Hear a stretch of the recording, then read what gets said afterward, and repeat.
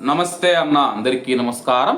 కువైట్లో ఈద్ ఆల్ అదా బక్రీద్ పండుగ ఎప్పుడు వస్తుందని చెప్పేసి అందరిలో ఒక సందేహం అయితే ఉంది.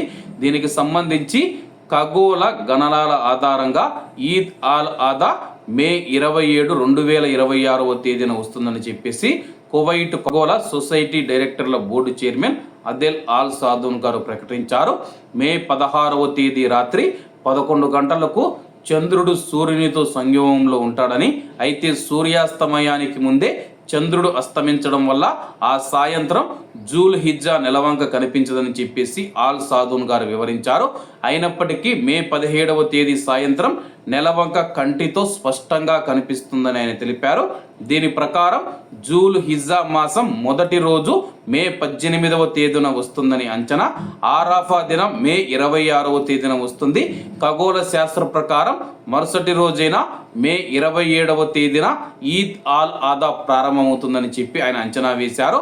అలాగే ఆయన స్థానిక మీడియాతో మాట్లాడుతూ ఈద్ పండుగ సమయంలో పగటిపూట వాతావరణం వేడిగా వేసవి కాలంలో ఉంటుంది, రాత్రిపూట ఉష్ణోగ్రతలు సాపేక్షంగా మితంగా ఉంటాయని చెప్పి ఆల్ సాదూన్ గారు పేర్కొన్నారు.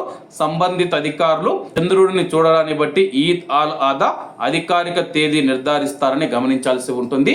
ప్రస్తుతానికి ఖగోళ శాస్త్ర ప్రకారం మే 27వ తేదీ బక్రీద్ పండుగ ఈద్ ఆల్ అదా అని చెప్పి ప్రకటించినా సరే కానీ కువైట్లో ఉన్న చంద్రుని వీక్షణ కమిటీ ఏదైతే ఉందో ఒకసారి సమావేశం నిర్వహించి టెలిస్కోపులు మరియు అత్యాధునిక టెక్నాలజీతో కూడిన పరికరాలను ఉపయోగించి చంద్రుడి యొక్క నెలవంకను చూస్తారో వాళ్ళైతే ఈద్ ఆల్ అదా బక్రీద్ పండుగ ఎప్పుడని చెప్పేసి నిర్ణయిస్తారు. కాబట్టి అందరూ బాగుండాలి, అందులో మనం ఉండాలి. అందరికీ నమస్తే అన్న, జై హింద్.